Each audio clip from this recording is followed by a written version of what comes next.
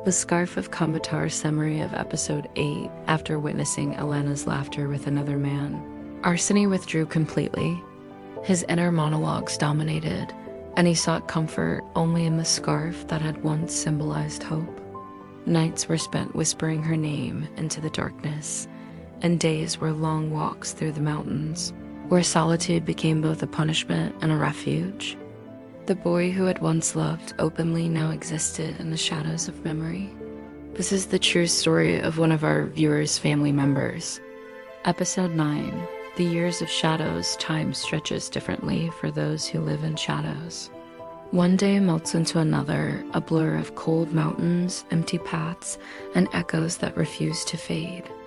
Arseny became a man in the wilderness of memory, a man defined not by deeds or words, but by absence, the absence of Elena, the absence of hope, the absence of sunlight in a heart that had been scorched by betrayal.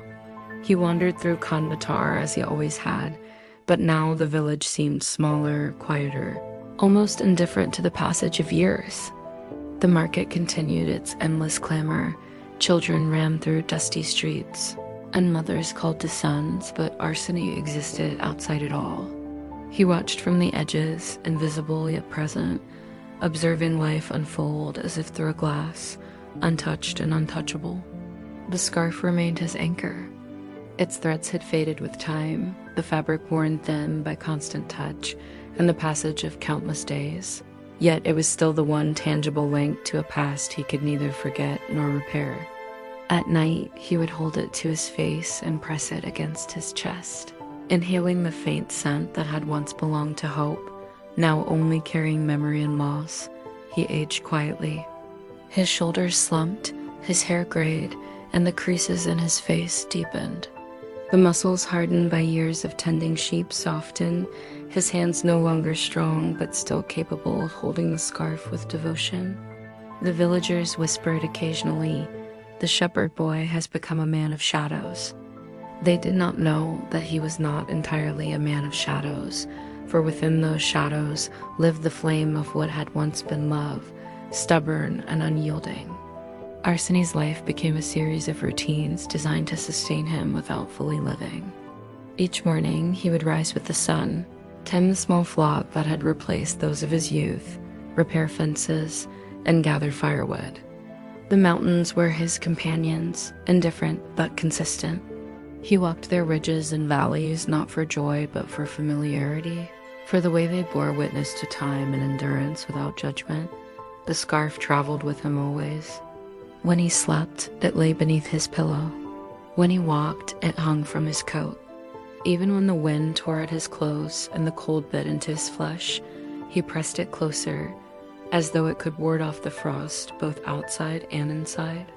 He spoke rarely. When villagers passed and greeted him, he nodded without greeting them, offered no words.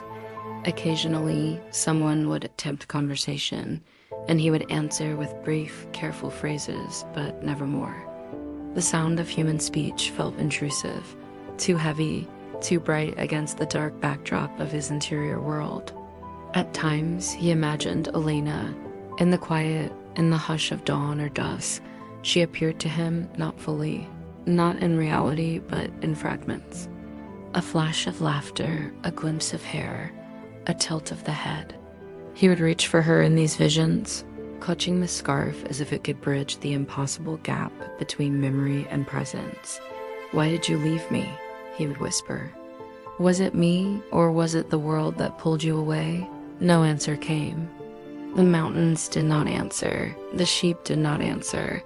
The stars above did not answer. Only the scarf remained, a mute witness to devotion and grief. Years continued to pass. Friends and acquaintances he might have had vanished, moved on, or died. Family grew older, and some passed as well. Arseny, alone but for the mountains and the scarf, carried memories that were untouched by the march of time elsewhere. Each winter, the snow pressed down with a weight that mirrored the ache in his heart. Each spring, flowers bloomed in the valleys, reminding him of stolen moments that had been bright, brief, and impossible to reclaim. He did not forget Elena.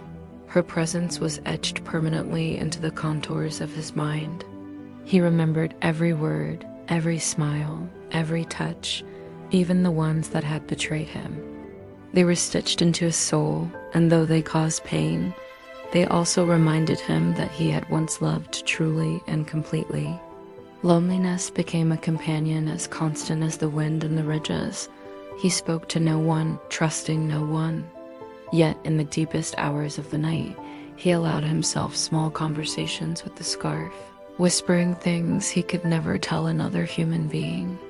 He recounted his day, confessed his longings, imagined arguments and confessions that never happened, and above all, he told the scarf that he still loved her. "I have lived in shadows, Elena," he whispered once under the moonlight. "I have survived winters in solitude, but you remain the only warmth I cannot find." He became a man who existed in parallel worlds, the one visible to the villagers, the one invisible where memory and longing intertwined. He knew the world outside would continue, would not pause, would not wait, but within him, time folded differently. Moments with Elena could last forever. Pain could be counted in years, grief could expand endlessly, and love could persist, stubborn and unbroken, despite betrayal, distance, and absence. Arseny's life became an exercise in endurance and the quiet accumulation of shadows. Yet even as shadows gathered, he never let go of hope entirely, not hope for Elena, but hope in the love he had carried. It was a fragile flame now, flickering but alive, and he carried it with him, like the scarf, like a secret too sacred for anyone else to witness. And you, listener, must understand what it means to witness a life sustained by memory, a life where hope persists despite despair, where love is never forgotten even when joy has been stolen. For Arseny's years of shadows are not merely his, they are a mirror of what endurance, grief, and devotion can demand from the human heart. Please wait for the next episode. This journey has only begun,